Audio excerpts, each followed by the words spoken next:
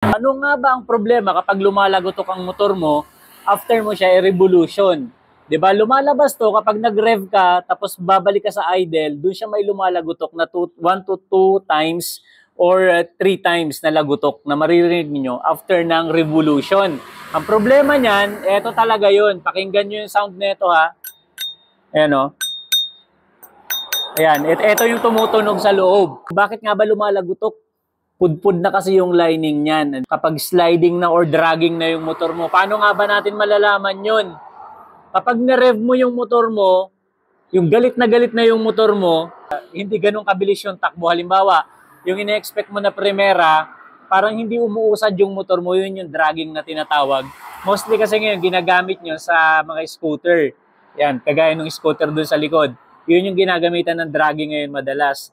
Kapag may clutch kasi, ang tawag nila sliding. Pero same lang talaga yon, sliding and dragging, parehas lang yung term na yon. Kung ganito rin yung napagdadaanan mo sa motor mo na lumalagutok siya after mo siya i-rev, o kaya dragging or sliding na, ang problema nun, primary clutch, or maaaring yung clutch housing, clutch lining, clutch spring niya, yun yung may problema na kapag sliding or dragging na tayo. So, ang pinapalitan natin doon is clutch lining, pressure plate, at saka yung ating mga clutch spring.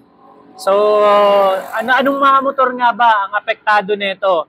Lahat ng semi-automatic apektado nito, like Wave 100, Wave 125, XRM, Wave 110, Honda Dash, Krypton, Smash, Shogun, Raider J, Euromotors, Racal, SYM, yung mga Rusi na kagaya din ng Wave yung setup.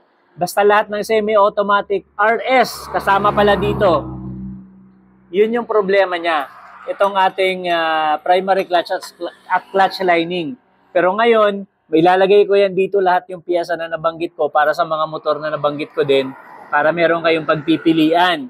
Kasi meron akong na-discover na bago na pwede mo na palang bilhin yun at mas makakatipid tayo kapag binili na natin ito ng buo. May kasama na siyang clutch housing kasi meron din akong nakausap na dito na isa sa aking mga tagapanood na nagpapalit siya ng lining, nagpapalit siya ng spring, pero ang problema, may lagutok pa rin, nagpalit na rin siya ng primary clutch. So yung pala, na-discover, yung itong mga rematche na tinatawag o rebates na tinatawag na dito sa clutch housing, lumuluwag pala yan. Ayan, madalas yung clutch housing natin, ito yung tinatamaan. So marami yan. Napanood ko na yan sa Barako, sa Raider, ginagawa nila ng paraan. Pero, bakit mo papagawa ng paraan kung may mabibili ka naman na budget meal lang na pyesa? Diba? So ilalagay ko na yan lahat dito. And kung may mga katanungan ka, comment mo lang sa baba. Kung meron ka naman mga suggestion, you are welcome to comment it here.